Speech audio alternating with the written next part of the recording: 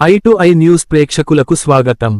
ఏలూరు జిల్లా నూజివీడు అన్నదాత సుఖీభవ పీఎం కిసాన్ పథకం క్రింద రాష్ట్రంలో 46.85 లక్షలు రైతు కుటుంబాలకు 3,125 కోట్లు పంపిణీ.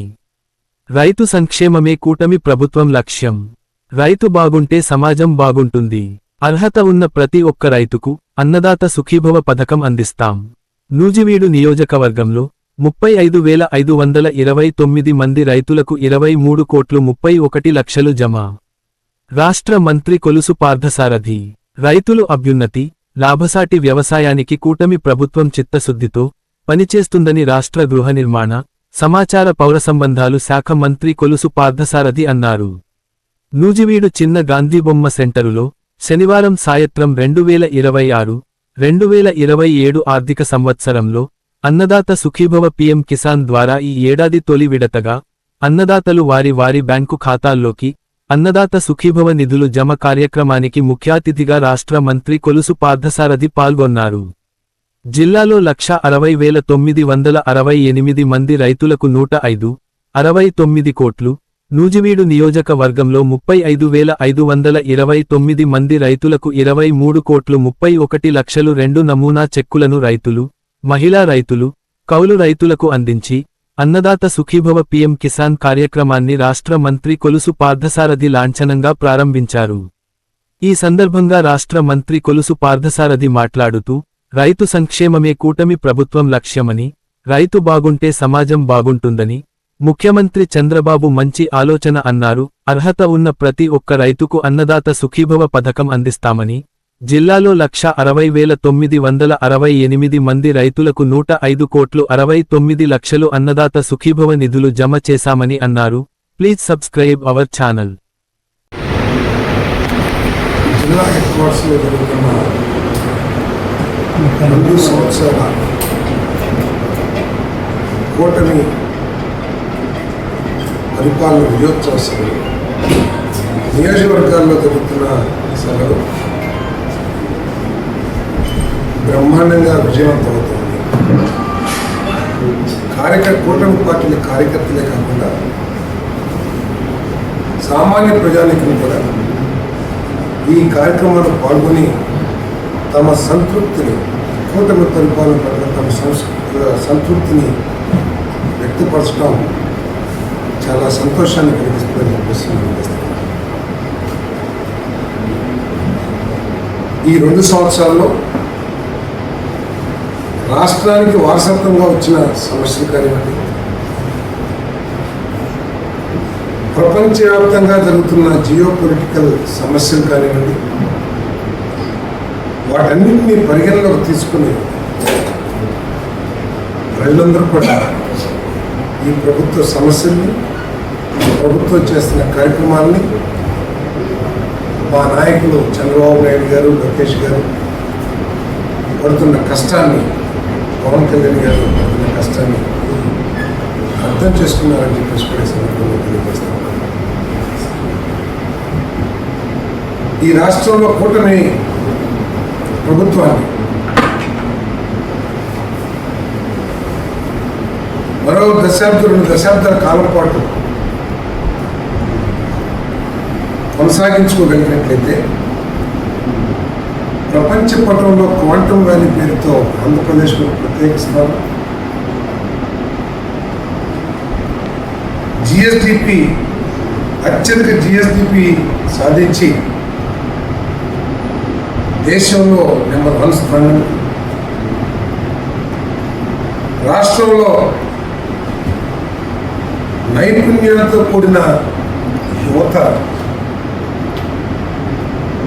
ఏర్పడతారని చెప్పేసి ప్రజలందరూ కూడా ఆశావాహంతో ఉన్నారు. అంతేకాకుండా పెరిగిన సాగు దృష్ట్యా సాగునీరు ఒక పెద్ద ఛాలెంజ్గా మారిన పరిస్థితుల్లో పరిపాలన దక్షత, సమస్యల పట్ల అవగాహన, భవిష్యత్తు పట్ల ఒక నిర్దిష్టమైన ప్రణాళిక కలిగిన చంద్రబాబు నాయుడు గారి నాయకత్వంలో తెలుగుదేశం పార్టీ ప్రభుత్వంలో, కూటమి ప్రభుత్వంలో సస్టైనబుల్ అగ్రికల్చర్ కల్టివేషన్ అంటే రాబోయే దశాబ్దాల పాటు కూడా వ్యవసాయానికి సమస్యలు లేని ఇన్ఫ్రాస్ట్రక్చర్ క్రియేట్ అవుతుందని అన్ని వర్గాలు కూడా ఆలోచన చేస్తున్నారు. ఇది చాలా సంతోషదాయకం.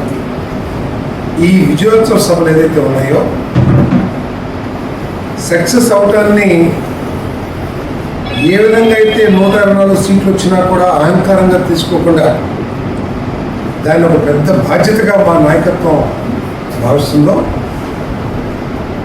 నియోజకవర్గ స్థాయిలో విజయవంతమైన ఈ సభల్ని బాధ్యతగా మేము కూటమి పార్టీలకు సంబంధించిన శాసనసభ్యులందరూ కూడా బాధ్యత తీసుకుని మరింత ఎక్కువ కష్టపడి ప్రజల సమస్యలు పరిష్కరించడానికి కృషి చేస్తామని చెప్పేసి మనం వేస్తాం. అదేవిధంగా బాధ్యత లేని వైఎస్ఆర్ కాంగ్రెస్ పార్టీ నాయకులు, అధినాయకుడు ప్రవర్తన కానివ్వండి, వారు వ్యక్తపరుస్తున్న భావజాలం కానివ్వండి, వాటి మూలంగా ఈ రాష్ట్రంలో ఒక కలుషితమైన వాతావరణం ఏర్పడుతుందని ప్రజలందరూ కూడా భయపడుతున్నారని చెప్పేసి మనం వేస్తాం. ఈరోజు ఆ నాయకులు సిద్ధాంతపరంగా విమర్శించడానికి బదులు బురద వెళ్ళటానికి, విధ్వంసాలు సృష్టించడానికి, విధ్వంసకర శక్తుల్ని ప్రోత్సహించడానికి వారి భావజాలం ద్వారా, వారి మాటల ద్వారా, వారి స్పీచెస్ ద్వారా, వారి వ్యంగ్య ప్రవర్తన ద్వారా కల్పిస్తున్నారని చెప్పేసి వారితో తెలియజేస్తామని చెప్పేసి తెలియజేస్తాం. ప్రతాపప్పారావు గారు లాంటి పెద్దలను కూడా నాయన గారు అని ప్రేమగా పిలిపించుకున్న ప్రతాపప్పారావు గారిని కూడా వైఎస్ఆర్సీపీ ఆ పార్టీలో ఉన్న కలుషితమైన వాతావరణం మూలంగా కొన్ని మాటలు, తన నైజానికి వ్యతిరేకంగా ఉండే మాటలు కూడా మాట్లాడించే పరిస్థితులు వస్తున్నాయంటే ఆ ప్రభుత్వం కనుక, ఆ పార్టీ కనుక ఈ రాష్ట్ర రాజకీయాల్లో ఉంటే ఎటువంటి వాతావరణం వస్తుందో కూడా ప్రజలందరూ కూడా ఆలోచించుకోవాలని చెప్పేసి మేము చేస్తాం. ఈ రాష్ట్రంలో కొన్ని సమస్యల్ని ముఖ్యమంత్రి గారు, ఉప ముఖ్యమంత్రి గారు, లోకేష్ గారు, నరేంద్ర మోడీ గారి సహకారంతో పరిష్కరించడానికి ఎవరైతే కృషి చేస్తారో ఈ నియోజకవర్గంలోని సమస్యలు, ఈ జిల్లాలోని సమస్యలు కూడా పరిష్కరించడానికి, జిల్లాని ఇప్పుడు 5వ స్థానంలో ఉంది, దాన్ని ఇంకా 2-3 స్థానాలకు తీసుకువెళ్ళడానికి ప్రయత్నం చేస్తాను. ఈ నియోజకవర్గంలో ఉన్న సమస్యల్ని, రహదారుల సమస్య కానివ్వండి, రైతులకు కూడా సమస్య ఉంది, ఆ సమస్యలు కానీ చింతలపూడిని అత్యంత ప్రాధాన్యతతో పూర్తి చేయడానికి నేను కృషి చేస్తానని, అభివృద్ధి కాకుండా సంక్షేమ కార్యక్రమం ఎట్లాగూ ప్రభుత్వం అర్హత కలిగిన వాళ్ళందరికీ చేస్తామని, నా శాఖ పరంగా మరి గృహాల్ని ప్రతి పేదవాడికి, అర్హత ఉన్న ప్రతి పేదవాడికి లభించే విధంగా చర్యలు తీసుకుంటూ పార్టీలని, కూటమి పార్టీలని బలోపేతం చేసుకుంటూ మరి పేదలకు అండగా ఉంటూ నేను ముందుకెళ్తానని చెప్పేసి కూడా ఈ సందర్భంగా తెలియజేస్తూ, మరి ఈ కార్యక్రమాన్ని ఇంత దిగ్విజయంగా గతంలో ఏ రాజకీయ పార్టీ కానీ నిర్వహించని స్థాయిలో ఈ కార్యక్రమాన్ని విజయవంతం చేసినందుకు మా party నాయకగణాన్ని, Janasena party నాయకగణాన్ని, Bharatiya Janata party నాయకగణాన్ని, దీనికి ప్రశాంతంగా పూర్తి చేస్తానికి సహకరించిన పోలీస్, రెవెన్యూ, అగ్రికల్చర్ శాఖ అధికారులకు కూడా నేను ధన్యవాదాలు తెలియజేస్తాను.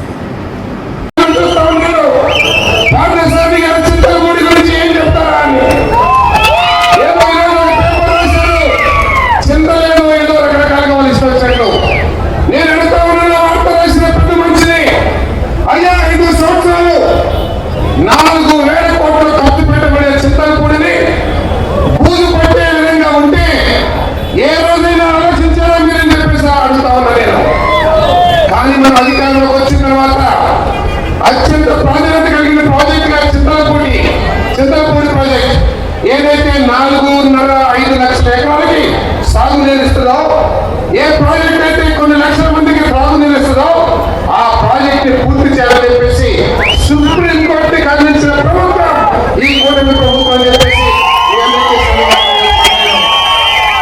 ముఖ్యమంత్రి చంద్రబాబు నాయుడు గారు ఆయనకున్న పద్ధతితో గత ప్రభుత్వం మీద 100 కోట్ల పెనాల్టీ ఇస్తే, అయ్యా ఈ రాష్ట్రం ఆర్థికంగా కుదేరైపోయింది, అంత పెనాల్టీ కట్టలేదని చెప్పేసి 100 కోట్ల నుంచి 10 కోట్లు తగ్గించి త్వరలో పన్నులు కూడా ప్రారంభించబోతున్నామని చెప్పేసి ఈ సభాముఖంగా తెలియజేస్తాను.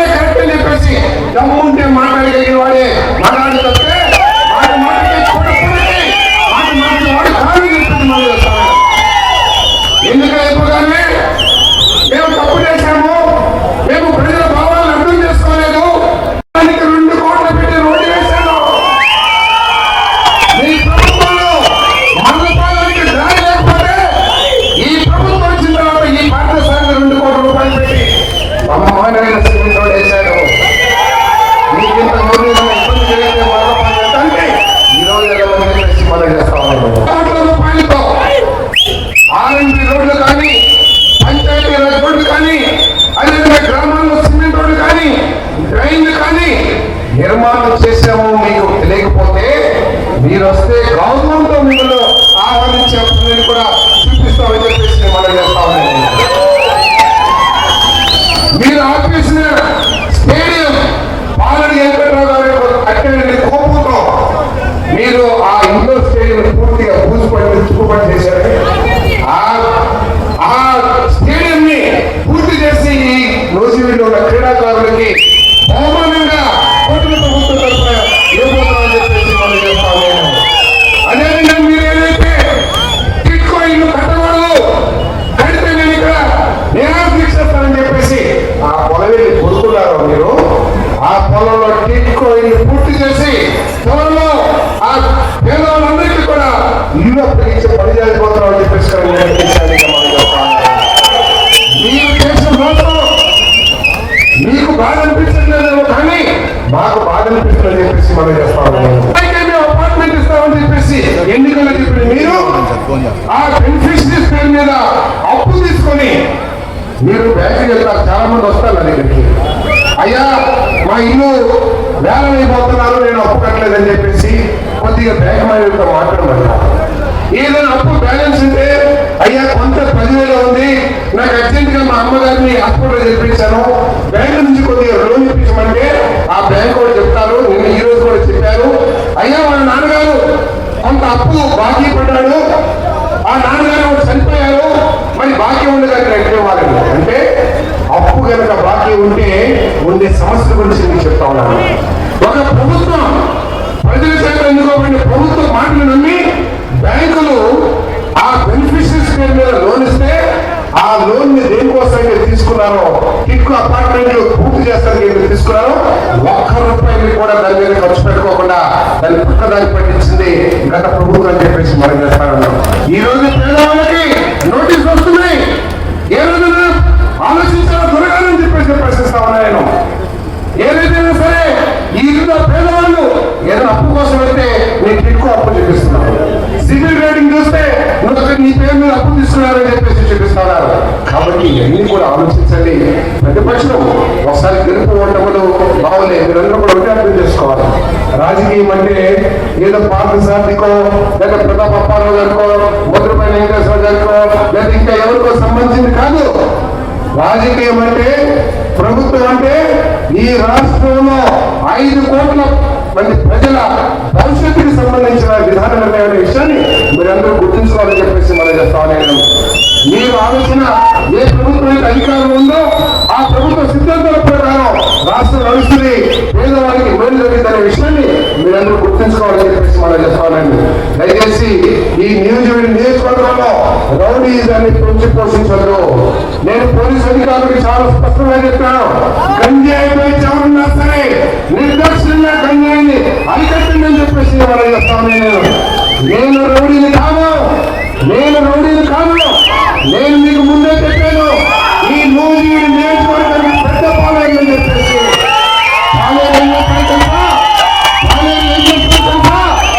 ఆశ్రమం వెనక పెట్టుకొని చేతికాలతో ముందే పొలంలో పామున్నా పట్టున్నా దాన్ని పక్కన తొలగించుకుంటూ ఆ ఆశ్రమికి తోడుగా ముందుకెళ్తాడు. గట్ల దగ్గర కానీ పొలం నీళ్ళ దగ్గర కానీ సగంలో వస్తే 2 వీళ్ళు కొని కర్ర పట్టుకొని ముందుకు ఇద్దరికి వెళ్తాడు, రైతులు ఎన్నికరించే పెడతాడు.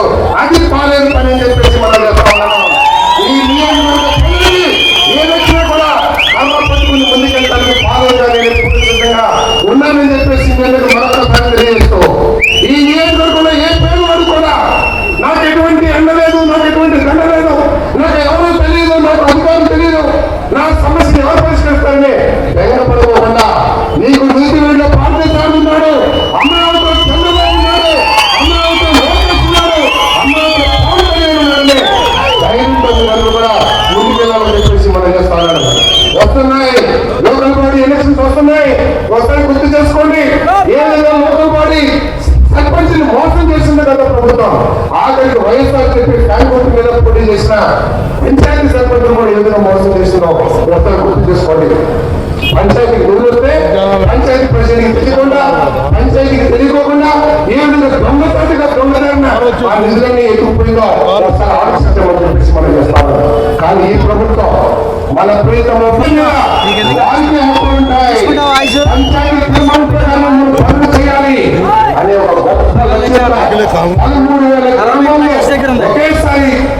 సభ నిర్వహించి 7,000 కిలోమీటర్ల సిమెంట్ రోడ్డు నిర్మించిన ఘనత మన పవన్ కళ్యాణ్ గారు.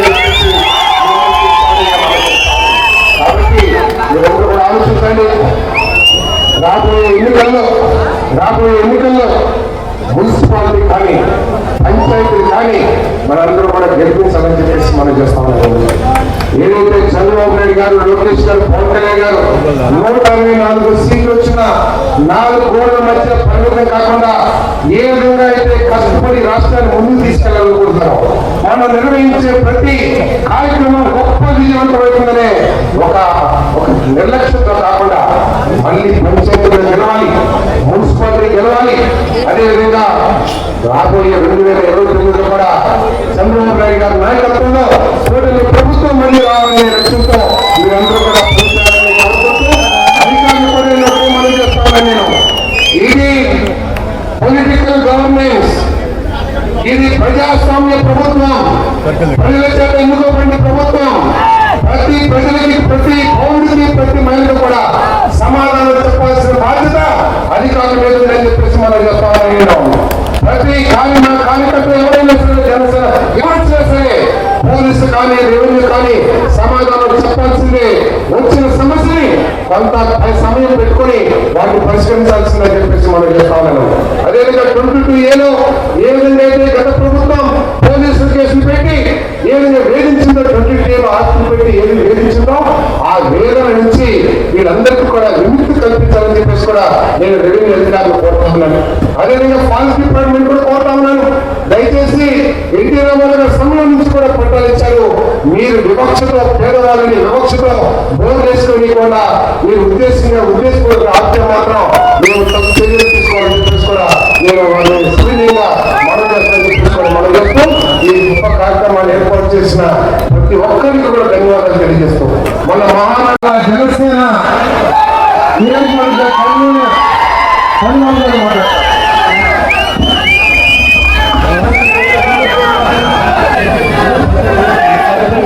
ఒకరు 5 నిమిషాలు మీరు ఒక 5 నిమిషాలు సైలెన్స్ ఉంటే అందరూ మాట్లాడతారు.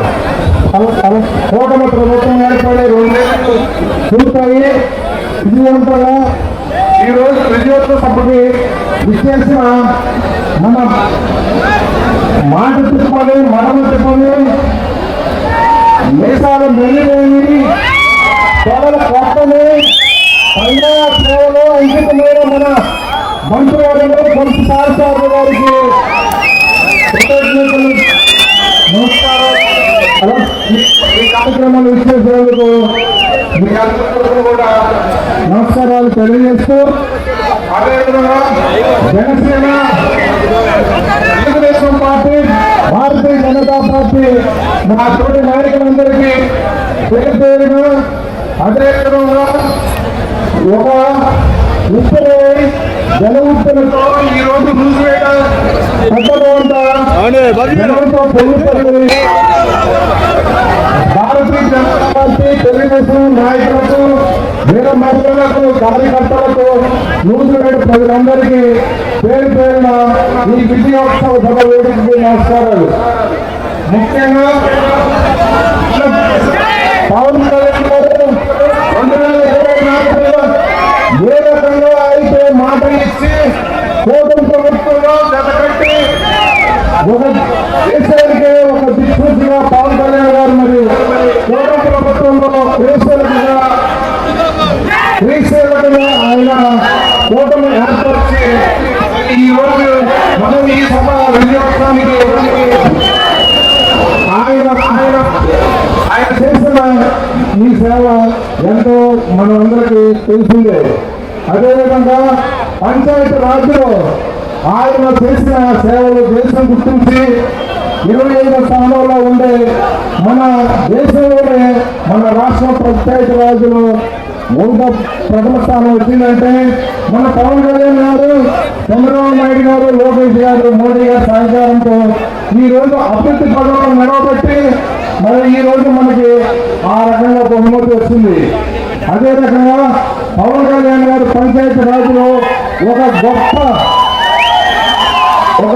ఆ రాజుకు పంచాయతీ రాజులో ఒక గొప్పగా మరి దేశంలో గుర్తించదగిన మరి ఆయన ఉన్నారంటే దాదాపు 13,326 6,784 కోట్లు పంచాయతీలో బీటీ రోడ్లు ఏంటి, సీసీ రోడ్లు, డ్రైనేజీలు, మౌలిక వసతులు అన్నీ మరి ఖర్చు పెట్టి అదే రకంగా 12,320 పంచాయతీలు ఒకే రోజు గ్రామ సభలు ఏర్పడి దిగ్విజయంగా మరి ఆయన చేసిన సేవ గిన్నీస్ రికార్డులో కూడా మరి గుర్తించడం జరిగింది.